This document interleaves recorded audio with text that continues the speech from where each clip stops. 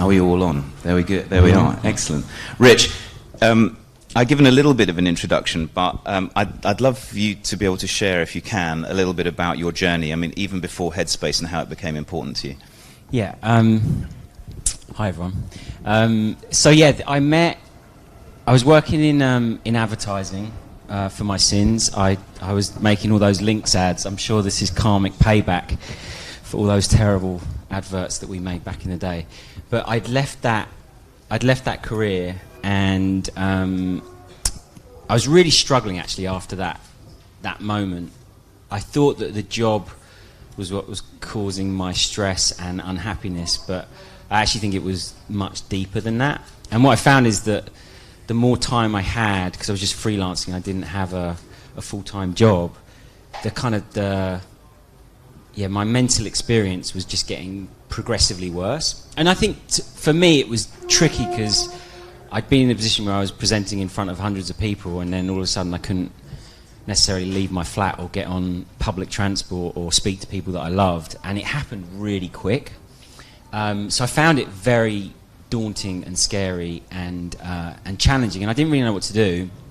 And my friend had been getting meditation lessons off Andy. So Andy, who Jack mentioned, is the other co-founder of Headspace, and his background was as a Tibetan Buddhist monk, and he had a clinic in London, and he was teaching people one-on-one how to meditate.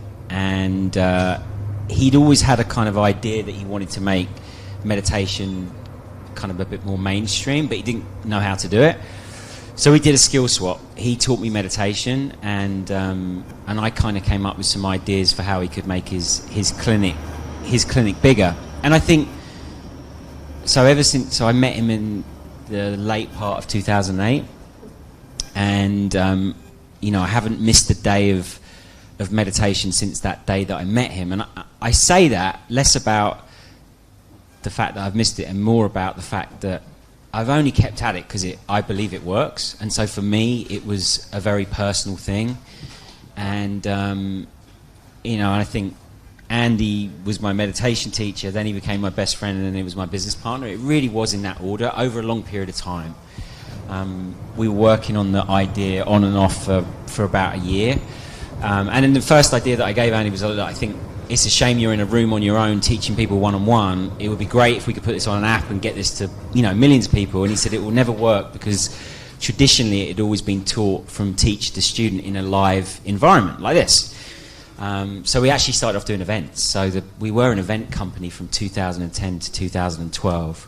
And then that business was so terrible, and our friends and family wouldn't give us, they'd only give us love, no more money. And they said, we love you guys, but no more. And so I finally managed to convince Andy to create the digital product, and then it did take off in a different trajectory at that point. And what was Andy's concern about digital? And was it a concern for you as well, or did you have a gut feeling that this was the golden ticket? Well, it was more about him, and I thought he was such a good teacher, and he explained it to me in a way that I'd never understood it, and I just thought that there was real value in getting that voice heard, like literally. And we were doing the events, and people from around the world kept asking us, so we can't come to London to your event, could you send us? So we started sending MP3s, and then people were like, we really like it, can we have more? And so we knew that it was clearly working. And I think for Andy, he was so particular about not messing up the lineage that he'd kind of come from, and so he was very protective of it, and still is to this kind of day, I think. And once he started to get the feedback from people, I think he felt more confident that it could work. So it really was, and look, like hindsight's no sight, but it was fantastic. We got 200 to 400 people in a room every 6 to 8 weeks, and I got to speak to every single person that came to that event. I got to find out what they liked, what they didn't like. And the event went from, I know the first event was 8 hours, Andy on stage for 8 hours by himself. And like after lunch, you just get people just kind of like, so we were like, 8 hours is probably too long. And then it went to 6 hours and 4 hours and then 3 hours, and it ended up an hour. And then it ended up a 10-minute version in an app. So it took a long time to get to that point. And that's just when I met him. He'd been working in a clinic teaching for a couple of years before we'd even met. So a lot of the work, he'd done a lot of the work around the language and what could work. So there were many steps to that point. And of course, he's kind of earned his stripes through many, many years of working with his teachers in an environment that was even more remote and austere than 8 hours in a stretch. So he obviously comes from a lineage which, not originally. I mean, his background is sports science, I think, wasn't it? And then he took a year out and didn't come back. He was studying sports science at De Montfort, I think. De Montfort. I think it was De Montfort, and he was feeling depressed, and he'd been involved in a car accident where 5 of his friends, they'd gone out at Christmas, and a drunk driver piled into a big group of friends, and he lost. And then a year later, his stepsister died, and so he went to his university counsellor to say, "Look, I feel like I'm having a really difficult time. I feel like I'm depressed." And she prescribed him Prozac, and he was like, "No, I don't think I wanted to go and do that. I'm going to go and become a monk." So he quit university. He literally went to Nepal and to India. He ended up in Burma, actually, in a Theravadan school. So he was doing, to your point, he was doing 18 hours a day, hour sitting, hour walking in that school. So when he first came back to England and he started in the clinic, he actually started with hour sessions. And people, after like 5 minutes, were like crawling the walls. So he's like, an hour's not going to work. But for him, an hour just felt like a walk in the park. Like nothing. Yeah. So, that was a big part of the journey of learning what would work for people. So from 18-hour sessions to 10 minutes each morning, that's quite a big change. But let's look at that in terms of what is it that we really need for our mental health. Obviously, some of us do need to learn that and need to go through the process of that kind of training. But if we want to get these kinds of therapies and techniques and ways of helping our minds to the millions, we obviously need to sort of make compromises. Yeah. Do you think Andy feels that this is something different? I mean, the crazy thing is that Headspace is actually a meme. It's a little bit like, we now say Google it instead of search it. People, colleagues of mine actually say, I'm going to prescribe you some Headspace. They're not talking about the app, but your marketing, I don't know, godliness has sort of created a new meme. Is Headspace something different? Is it still what Andy was taught? Yeah, like to be super clear, the authenticity that is in the product is, you might not notice it, but every single pack. So he's I think there's over 84,000 different meditation techniques in the Tibetan school alone, and he has picked particular practices for the particular subject matter. So what is the best technique for anxiety? What is the best technique for stress, for sleep?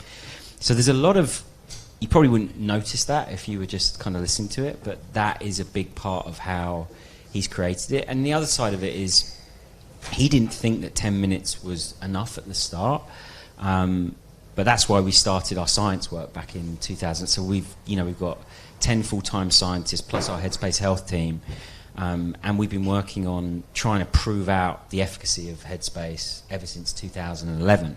We're still right at the start of that journey. Like, I still don't think it's as far as it needs to go, but that has led to 65 papers currently in public, and 20 of which have been kind of peer-reviewed. And I think what's interesting is that we have shown results for certain pieces around for like 10 minutes of use or 30 days of use. So quite short, it's quite potent when you look at it in that way. A high therapeutic index, as we call it. There you go. You're the doctor. What are the side effects, apart from, I don't know, potentially starting to wear lots of orange? I don't. Maybe that is a side. I don't know. I don't know of any others. I haven't heard of that one either, but maybe that is one. I don't think we'd have to particularly put that on the side effects warnings pack. But let's talk about Headspace Health, because obviously when you were over in London, there was a little team, and you were working with some NHS trusts and so on, to kind of validate, to see whether the old science that had been done, which suggested that certain things happen in the brain when you're in a meditative state, are beneficial to heart rate variability, cortisol, and all the other things that then happen, plus obviously enhancing treatments to PTSD and depression and anxiety and so on. But last year, I think it was, you made an announcement that Headspace Health, as a wholly owned subsidiary of Headspace, was to become a real thing, which was very exciting to me. And obviously Megan Bell joined, a great neuroscientist. And tell us more about Headspace Health, what it is, what your vision for it is, and what you're working on right now with it.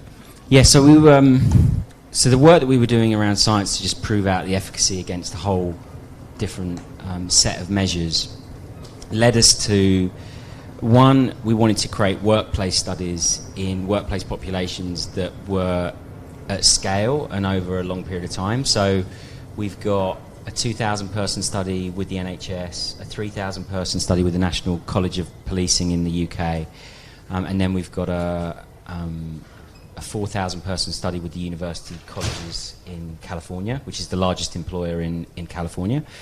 And they're longitudinal studies, they're multi-site. We came up with we created the digital placebo for those research studies. How does a digital placebo work? Well, has Andy specifically cunningly created something in his voice that is not actually part of the technique? Well, yeah, we've actually stripped back, like we've tried to work out what is the active ingredient in it. Is Amazing. It his voice?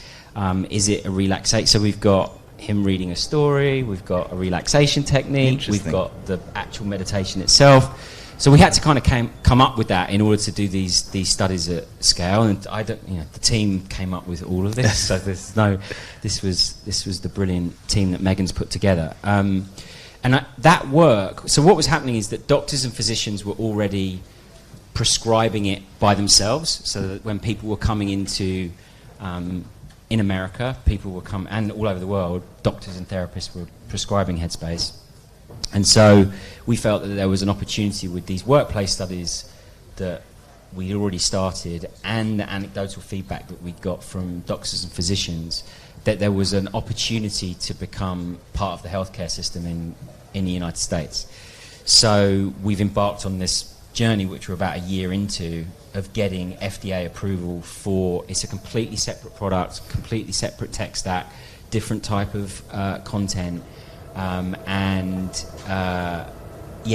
hope is that we will have FDA approval for specific chronic diseases that we've identified. Right. So we've identified about 20 chronic diseases, none of which have been publicly announced yet, that we think our service could have an outsized impact on. Right. And what's interesting about that process has been, we've been partnering with healthcare systems like United Healthcare and Kaiser, as well as pharmaceutical companies. And I think the really important thing to one of your early points I just want to say is that we don't think Headspace is a panacea for everything, but I think as an intervention alongside other treatments and therapies, be that in person or otherwise, I think it can be a really useful tool. And therapists say to us, we often don't see our patient every single day. We're lucky if we see them once a week. So to have something that we feel like can maintain in between sessions is actually a really useful kind of tool. And so that led us, so we've just made Headspace free for every single doctor in America via the AMA. It's the American Medical. So if you're a doctor as part of a member of the AMA, you get 2 years free of Headspace. Amazing. Yeah. Do we get that as... We're working on it. Handy. Well, I can tell you something. If every single one of my patients, I had to spend 10 minutes with them each morning, helping them either improve their state of mind for whether it's a gastric thing or whether it's a cognitive thing or whether it's just to help them adhere to taking their medicines or to stick to a trial, it would be a very, very long day. And I think that's real testament to the fact that digital can feel personal and can reach a lot of people and have a bigger impact. You don't need to have folk like me spending 10 minutes with you every day. Absolutely right. But one of the things I wanted to talk to you about that was the fact that I don't think that that is just simply about delivering content. It's about building a whole brand and a look and a feel. And while obviously the FDA will have to look at very hardcore things like efficacy and safety and how many people end up wearing, orange and getting rid of all of their clothing otherwise, which that won't happen. There is this sort of bit of magic that I think regulators and doctors miss, which is the combination of clinical efficacy and creativity. And that's obviously something that you're a master of. It's been your trade before Headspace. What is it that you feel that you brought to Headspace, to Andy's work, and now into medicine from the creative side that essentially clinical practice, medicine and research lacks? Well, the first thing to say is that, there's over 300 people at Headspace, so it's definitely not me that's done all the work on it. I think the way that we approach it as a team is how can you creatively inspire someone to do something that they would have never considered before. And I think when you think about behaviour change, we saw so many products and services, be they in the medical realm or in B2B areas, that people bought but no one used. And we just felt like that was the wrong way to think about it. And so we never wanted to build a product that an HR professional or a CFO would sign off that no one would use, or a doctor would prescribe but no one would actually, stick with it. So we always try and create our products around a human-centered design approach. Like, how will someone actually use this in their life for it to be useful? And we really passionately believe in creativity. Creative excellence is one of our kind of core kind of pillars, and we really believe in it in a world where there's so much choice and so difficult to cut through. I think how you can inspire someone to even go on a journey is really, really important, and has always been an important part of the Headspace kind of story, I think. So we want to use those skills as we go into these chronic disease areas as well. We think that there's an opportunity to make it not feel so dry and not feel so kind of medical. Still have all the foundational elements that you need in order for that to work, but to really use creativity as an unlock for it. What do you think people like me need to learn as a physician? Is there anything that you've seen in the fact that, I don't know how many people have actually downloaded Headspace or use it regularly? It's quite some stunning numbers. About 50 million, yeah. 50 million, that's more than I can see on a ward round, for sure.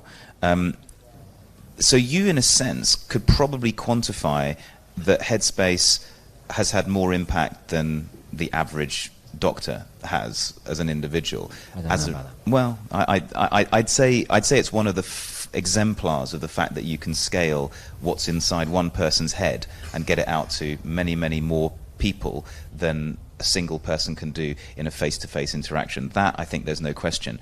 But you've obviously met a lot of doctors, you've seen a lot of people where the medical system has failed them, and you've combined that with both something that really does have clinical efficacy, it was just never tapped into for properly in modern medicine, but you've also come across a lot of doctors as well, who have until now been unable to scale this kind of approach. With the combination of the fact that it works and the creativity, what would you say, this is just a question to you, what would you say people like me need to learn to do in terms of communication and making things friendly and not so austere and having lots of, horrible, scary things on the packages? What could I learn, and my colleagues? Well, the AMA kind of partnership was a really interesting version of this, because I think the feedback that we got from that group was that they wanted to see the evidence. Right. So they were like, they're never going to recommend anything to any of their patients unless they can see some evidence. And I think the other piece of it is they want to try it. So there's that. I'm not going to recommend anything unless I've tried it myself. Interesting. Yeah. And look, that was a small sample size. Obviously, we didn't speak to every single doctor that was a member of AMA, but I do think that they're two important components. I think the other thing around it is I think just getting people to try it without too much direction. I think what doctors have told us is there's many things that people come to see them in their surgery about that they know is not necessarily physical, and they know is either stress related. Psoriasis is a really good example of that, where the creams don't necessarily always work for everyone. They're also super expensive, as they are in America. But they know that their stress flare-ups are kind of related to stress. So that's just a good example of, I think, a lot of doctors that we speak to, for certain conditions, they really want to recommend something that's going to help, but they don't necessarily know what to recommend. But the feedback has been, we want to see the evidence, and we want to try it ourselves.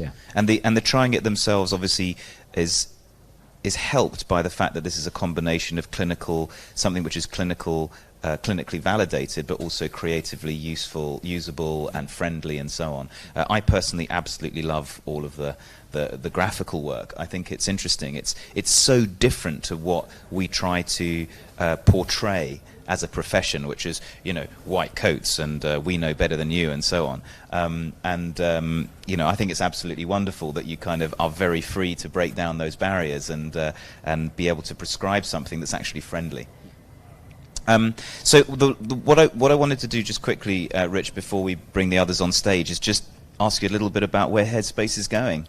Obviously, there are some other people moving into this kind of market that you've actually created, notably Calm, for instance, and are expanding this kind of thing to more people. But where's Headspace going? Where do you see it if you were to come back here in 5 years' time and we recap in front of this wonderful audience? Yeah, we were just talking earlier with Nick, and I think back in 2008, I think London was the most cynical market in the world around this subject matter back in 2008, and our hope was that we could normalise meditation and make it kind of part of the mainstream conversation and change the conversation around how important it is to look after your mind in the same way that we look after our bodies. And I do think in 10, 11 years that it's not complete, but I do think that we're really on the way to kind of that being a different conversation than it was back in 2008. I think in the future, we've made it freely available for doctors, we've made it freely available for teachers in America. We're considering making it, free for all young people as well. I would love it to be, our vision's to improve the health and happiness of the world. I don't think we can get there unless we can get it to prevention, and I don't think you can get to prevention unless you teach children to do it.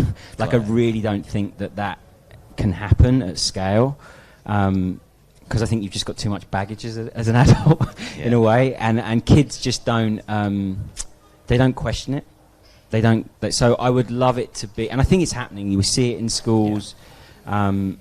We would love it to be part of the healthcare system. We would love it to be part of schools, and we'd love it to be so normal that every business kind of made it available, so that people can get the help they need when they need it. That would be that's always been the vision, and I think in the next 10 years, if we can move those things meaningfully forward, I think that would feel like a result. I think you're definitely on track. I clearly remember most of my colleagues going, what the hell's this meditation thing about 5-6 years ago, and now they're asking me whether I'm using it or not, because all their patients are using it. So there you go. I think it's getting in the right direction, but as you say, it needs to start at grassroots. It needs to be clinically accepted, and I think, right from the beginning, from schools and so on. Look, Rich, you've taken something as a person experiencing mental health issues. You've been incredibly brave and open about not only talking about them, but also putting your money where your mouth is and actually turning it into not only a service that's helped tens of millions of people, but has actually helped change a profession and a whole kind of clinical industry to take it seriously. And I think we should all congratulate Rich for his work. He's been incredibly brave and is an exemplar for the UK. I think, many, many congratulations. I think we should give Rich a round of applause.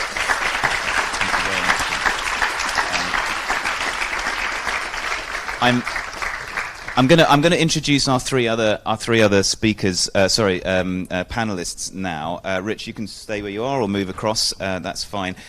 We're very, very lucky to have folk from just down the road with Nick Taylor from Unmind, but also folk who have travelled, really very, very far just to be here today. And it gives me great pleasure to introduce my friend Lauren, who was here. Lauren Kunze was here last year. We were accidentally sitting next to each other at the speaker's dinner or pre-dinner or something, and I learned all about the fact that Lauren's dad was a very notable computer scientist, and Lauren created Pandorabots, which is the most used chatbot platform in the world, with billions and billions of conversations in its database. And interestingly, in the last year, Lauren has decided to focus more of the efforts from Pandora's knowledge base into trying to help people converse with these bots for the sake of their health too. So a really, really interesting addition to what Lauren's been working on. And we've got Nick Taylor from Unmind, who is a clinical psychologist who's very recently raised, I think, was it a $3 million Series A, to help us get more of the great work that Nick has been doing into more places, more people in workplaces where mental health is a massive issue, which we've all been kind of ignoring for a long time. And finally, Khaliya Aga Khan, who I was very, very lucky to have seen speak. I think it was at Wired. Was it at Wired Health at 2015 or something like that? And I think everyone in the audience was incredibly touched by Khaliya's amazing sort of openness and honesty about her own journey and story, and her amazing efforts into trying to get mental health and pioneering therapies for mental health into the public arena. So please welcome our panelists.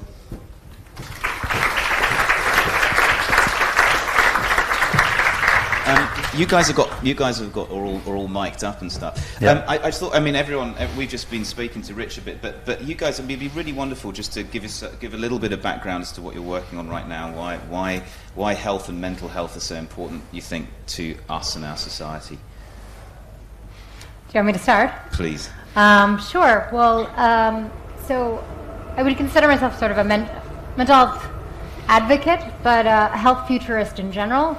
I was on the World Economic Forum's Futures Council for the Future of Health and Healthcare, and I'm on the advisory boards of United for Mental Health, and a lot of things that are really looking at what we can do to change how we're looking at the integration of mental health into the larger health system. But as Jack mentioned, I've also been an advocate for mental health, and particularly pioneering uses of new kinds of techniques and therapies to help with mental health conditions. In my particular case, I had a pretty severe PTSD, and I was able to use MDMA therapy to heal myself. And having had such a profound change in my own life, I didn't feel that it was possible to not speak up about it. So I have been speaking up about psychedelic use for mental health issues for a long time, actually, since 2014. Way before the book came out, now it's kind of, I don't know if you guys saw, but it was recently on in The Guardian, and there's been sort of this exponential interest in psychedelic medicine, which I'm so happy about. But it's been a long haul to get there. So I'm excited today to talk to you all. And right now I'm in the process of writing a book, so keep your eye out for it. And Khaliya, just for those in the audience who don't know what MDMA is. Is there anyone in the audience? How many people don't know what MDMA is? Okay. So MDMA, it's commonly known as ecstasy, and it's a drug that induces a state of sort of euphoria that tends to help with people in processing traumatic memories. But there's also, it's obviously it's been used as a party drug, but because it has this effect of increasing empathy and allowing us to look at memories that are uncomfortable, it has shown a lot of good, not just in people with sort of severe conditions like the one that I had, but even just relationship issues, people that are struggling to find meaning and happiness in their own lives. I mean, certainly it's not a panacea, but it's helpful for most. And certainly much more helpful than the SSRIs that 1 out of 8 or between 1 out of 5 or 1 out of 8 of you right now are currently on. So just put that in there. Nick. Hi, yeah. So I think for as long as I can remember, I've been interested in mental health. I grew up with 3 sisters. My middle sister, Jessica, has Down syndrome. And for me, growing up watching someone being treated differently by the world and knowing that she saw the world differently instilled in me a real fascination with what is it that makes us human, what is it that is unique about the way we perceive our environment. Fast forward about 20 years, I was a volunteer Samaritan. My first degree is in music, and I wrote my thesis on the impact of film music in Stanley Kubrick's films. And that's really psychology, actually, I realized. I became kind of fascinated by psychology. I then started working for Mind as a frontline support worker, and then went back to the back to university and studied psychology and then a doctorate in clinical psychology before going on to lead NHS health teams. And through that journey, there's a load of incredible stuff that I experienced, but there's 3 frustrations that I have about the current state of play. One is that I think I'm right in saying that I've never met anyone at the right time in their journey towards mental ill health as a clinician. I always meet people too late, and that's really frustrating, mostly for the person sitting in the chair seeking help because they've had to live for too long without the right support. That shouldn't happen. It's also frustrating for the clinician because it's much harder to help people get better. We know that an early intervention is more effective than a late intervention, and yet it's really hard to get that to happen. The second frustration is that I fundamentally don't think that the information that's helpful for people to stay well is that complex most of the time. And therefore people shouldn't have to jump through hoops to get to it. It should be readily available to everyone. And the final frustration is that we don't focus on prevention, which I find just bananas, right? To Rich's point. To your point. And I think it's incredible. I bet everyone here this morning has brushed their teeth. Which is wonderful. But at the same time, it's a little bit bizarre that we all spend probably 4 to 6 minutes a day brushing our teeth or flossing or mouthwash or whatever, but we don't apply the same to our brain. Our brain is so much more complex. And as part of to the brand point around mental health, for too long it's been positioned as this kind of black and white image of people doing this. And I don't know about you as a clinician, but I've never met anyone in black and white with their head in their hand doing this. So I don't know where the image comes from. And also I think it's a massive misrepresentation of a subject which is just so cool and so amazing. Mental health is the best thing about being a human being and shouldn't be ever stigmatized. It should be celebrated. And it's my personal dream that one day one of my kids comes home and says, I've got 3 young kids, they're under 5, so this won't happen for a while, but one of them comes home and says, Daddy, today I learned the most amazing thing, I've got mental health. That's where the subject belongs. So I left the NHS just coming up 3 years ago to co-found Unmind. We're a workplace mental health platform. There's 4 founders in total, each with our different stories about why we're passionate about what we're doing. And we take kind of 2 angles, really. We empower the employee to look after their mental health proactively with an array of kind of tools on the platform. But we also enable the organizations to start becoming data-driven in their mental health strategy. Because when you aggregate and anonymize data for large organizations, the organizations can actually see what's going on for their people and then devise strategies that are appropriate to their people. And to your point about engagement, if a strategy is appropriate, the engagement's much higher. So we're early on in our journey, but it's been a lot of fun to date. That's fantastic. Lauren, you are almost certainly the most technologically advanced out of everyone sitting on the stage. The least medically trained, though, is how I'm feeling now. And but I thought it would be really interesting to throw you into the mix because you've really decided to focus a lot of your efforts now on health and mental health, whilst before you were creating robots. Still creating robots. So I run Pandorabots. It's the largest chatbot development and hosting platform in the world. Let's run an experiment and see if more people know what MDMA is than a chatbot. Raise your hand if you know what a chatbot is. Let's get the positive opt-in. Okay, great. It's about the same. So a chatbot is a conversational software that's designed to interact with humans in natural language. And we have a self-service platform where anybody can build a bot. We've had about 250,000 developers on the platform to date. They've created 300,000 chatbots, and we've processed over 60 billion interactions between humans and bots on the platform. So anybody can build for whatever they want, and we see a ton of different applications for different verticals.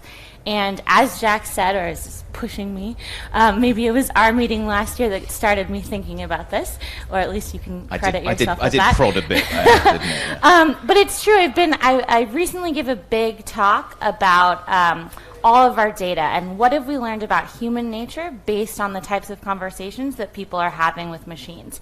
And I'm not quite like in the room, not able to go outside lately, but I am asking myself, like, I've been working on this for more than 10 years. In fact, I've been working on it for 15 years or 17 years, so more than half my life now. And, what is the ultimate application of conversational AI? Because we're seeing a ton of use cases in customer service and in marketing and advertising. But I think at the end of the day, when we're looking at all of our data, what we're really seeing is that people are lonely. And people are asking the same questions over and over again.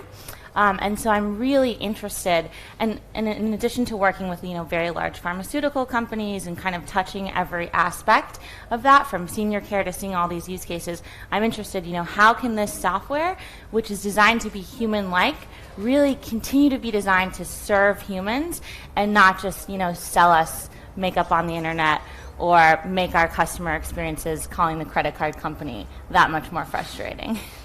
Rich, you've sort of taken ancient learnings and wisdom which have never relied on technology or synthetic or non-synthetic substances, or folk like Nick who have trained in more kind of recent schools of mental health. How does this, in your experience of all the different domains of mental health and mental health therapy, how do you think this spectrum lies? Is it all going to come down to ancient techniques, or are we going to see a whole mosaic of approaches to solving this problem? Yeah, I hope that there's going to be lots of different applications for it, because I just don't think there's a one-size-fits-all.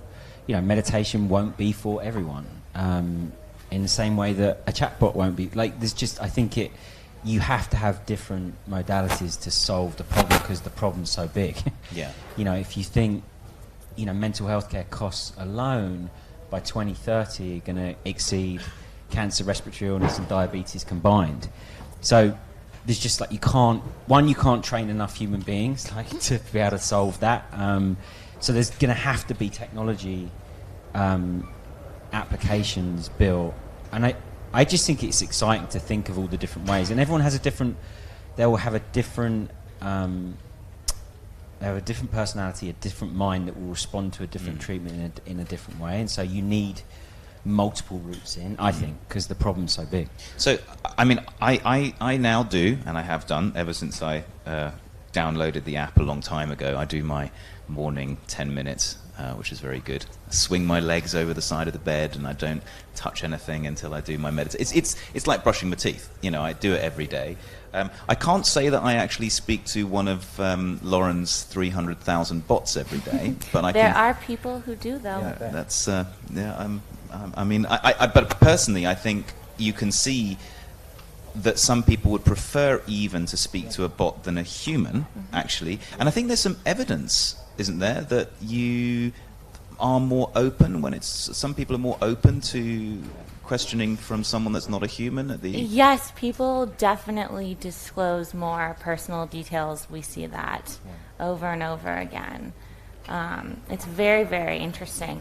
We work with one sexual wellness healthcare provider, and we were saying this, the number one question is, am I normal? But people feel more comfortable sharing those things that make them feel not normal sometimes when they're talking to software, because it's less judgmental.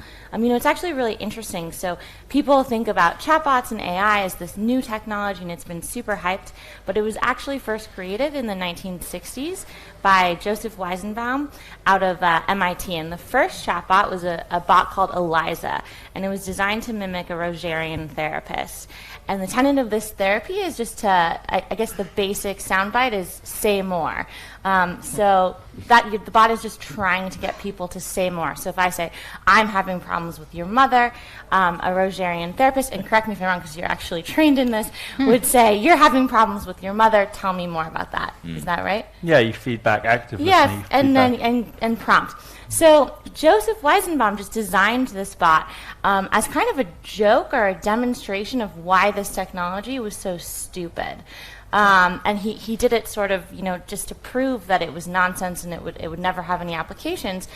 And then all of the graduate students in his lab and all of the support staff started talking to it, and they would talk to it for hours. And he was stunned. And the reality was that just that feeling of being listened to and having that reflected back was still doing something to the brain that didn't need a human. So I think it's very interesting that that was actually the first use case for this technology. I'm just going to try something. Hey Siri, I'm having problems with my mother. I don't understand why you're having problems with your mother. That's exactly the wrong answer. It's, I understand that you are having problems with your mother. Tell me more about that. Siri is clearly behind the times on this. Yeah, interesting. But it did say I could search the web for that, so maybe I'd end up with one of your bots. So should we? But I'm brushing my teeth like I'm meditating. I'm perhaps speaking more to a bot because I mean, and even companies like IESA, a British-started company, now moved to America, is relying on sort of non-human interaction in order to scale, and people are giving lots of good information to it without needing another human there the whole time. But I want to kind of move on to a big theme that has been talked about a lot. It's still a bit of a taboo, but let's go to you, Khaliya, with respect to. And I know, by the way, I know full well this is not the do all and end all of your work, but we did talk about the sort of ways in which either ancient or more modern molecules can actually help us with therapy and with mental health. And there's a lot of talk and a lot of activity in and around the use of psychedelics or psychoactive substances as microdosing to actually enhance our brains and so forth. This was utterly taboo a long while ago and is now actually becoming something where there is evidence, in fact, that this can actually both prevent and actively treat disease, which could potentially lead it to become something we put in our bread or our water. I don't know. What's your view on it? Well, I think there's a difference. I mean, we talk about psychedelic medicine, and we often don't differentiate between sort of the microdosing of something and the macrodosing of something. The macrodosing of something, like, for example, psilocybin, which is now in clinical trials in the UK and in the US and some other areas for depression and showing really amazing results. Is that that the way that works is actually the ego dissolution involved in the mystical experience. That in fact there's so much going on that it actually turns down your default mode network. So your sort of singular angular cortex, and makes it so that instead of thinking sort of future or thinking past, or you're worrying about what you did yesterday or really freaking out about what's going to happen tomorrow, you actually live in the present, much like meditation, but to a much larger degree. And that sort of mystical experience can occasion a kind of fundamental paradigm shift in thinking that can lead to permanent change. And so that's working really well. Ayahuasca is working really well. It's such a broad topic. It's hard for me to kind of speak to all of it right now. But I think the way that I find it relates best to the panelists here and what we're talking about, which is how to change your mind, is that yes, you can change with the mystical experience. You can actually have complete ego dissolution, have a paradigm shift. I would say this is sort of reaching a kind of tipping point in your personality change. Whereas when you look at chatbots, when you look at something like Headspace, we're looking at an incremental change. It's behavior shift over time. And microdosing is similarly a behavior shift over time. So I think that both are wonderful. Personally, I microdosed psilocybin for almost a year after I did the MDMA therapy, because what I found is that even though I had escaped a lot of the symptoms that I had with the PTSD that were very severe, I still, through years of having had the PTSD, had a mindset that was always kind of assuming that the worst was going to happen. It was a depressive mindset where I wouldn't see, the beautiful flowers. I would see the potential threat of like, oh my God, there's rocks and maybe I'm going to slip. It was just a way of looking at the world that was unhealthy, that had been developed over time, and that's hard to get rid of over time. So you can have the sort of incremental shift, or you can have the massive shift. In this case, I find that we need both. I think in just the way that we are looking at the world right now. I mean, on the way here, so I was in the plane, and I had done my meditation, because I do have a meditation practice, but not with Headspace, sorry. You're close to wearing orange, by the way, which is... But I am. I know. I wonder if I've sort of Andy slowly has infected you somehow. Started, hitting the enlightenment. But it was this moment where I had done my meditation. I was all relaxed. I fly all the time. I'm never nervous in a plane. And we're about to land in city. It was yesterday where it was, pissing rain and couldn't see anything. And there is the shard. And I see this tiny tip of the shard. And I'm like, oh, great, we're about to land, zone out at the ceiling. And all of a sudden we start to land. And instead, the plane shakes. He goes back up. The shard goes out of view. And it's all very scary. I hear the pilot, before he slams the door, say, emergency. And here I am, total road warrior, never am nervous. And I'm like, oh my God. And I hear the guy who is the flight attendant. I'm in like row 3, so I'm looking at the flight attendant. And the flight attendant says to the other flight attendant, don't worry, love. It's going to be okay. It's just usual, but don't worry. Just make sure you have your seatbelt on. He's not even talking to us. He's assuring the other flight attendant. Meanwhile, we're like rocking all over the place. And then the pilot gets on and says, I'm sorry, but we're having a technical issue and we can't land, and we've had to abandon like our landing. Obviously we did. I saw us go up and down.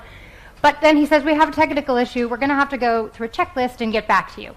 So in the next 20 minutes, we don't know what's going on. I'm still looking at the guy, the flight attendant, who's reassuring other people. Long story short, this whole time, before eventually we ended up landing in Stansted, I wasn't looking at a chatbot and saying, what is actually going on? What is the checklist for a plane's landing? I wasn't trying to logic through what it was that was happening and how it, maybe it could talk about it. And I had my meditation practice. I could have meditated, but I wasn't meditating because I didn't want to not know what was going on. I wanted to be anxious because the fact was maybe I was dying. So my part here is to say, what I was looking at was the flight attendant, because every micro movement on that flight attendant's face was telling me something.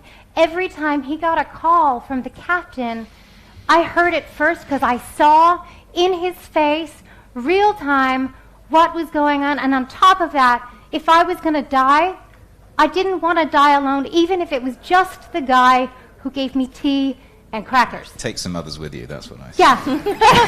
Yeah. But so my point here is that incremental change for me, which is wonderful, and I'm so happy you're doing it, is something like Headspace, chatbots, getting people to talk more about what's going on, great. Getting people to meditate more, great. But I think when we have a tipping point, which I think we do, given that, the climate crisis is reaching a proportion where we're losing so many animals, when we have a mental health crisis, the point is not to meditate ourselves out of paying attention to what is going on. It's how do we find the human connection that keeps us from being lonely, and how do we make sure that we're aware of what it is that's scaring us so much that we're so anxious? So I just think it's so wonderful that we have both the incremental and the mega shift, but I do hope more of us look into the mega shift, because I think we need more of us to focus on that if we're going to change the trajectory of the world right now. Well, no doubt we need a spectrum, whether it's molecules, whether it's bots, whether it's a daily meditation practice, whether it's robust ways of accessing mental health in our workplaces and through our medical services as well. But needless to say, none of that happens if we're in the dark ages around this. Yeah. And I think the people that we have on stage today have been working for years and are looking to work for the next decades ahead to really never let that dark age happen again, and to make mental health something that deserves the attention it gets. I thank you all very, very much, and some of you, as I said, have travelled a very, very long way to have been here. This is an amazingly enlightening panel for me, even though I've heard you guys speak before. I've found it fascinating. Thank you very, very much to Khaliya, Nick, Lauren, and Rich. Cool. Thank you, Jack. Thank you, guys.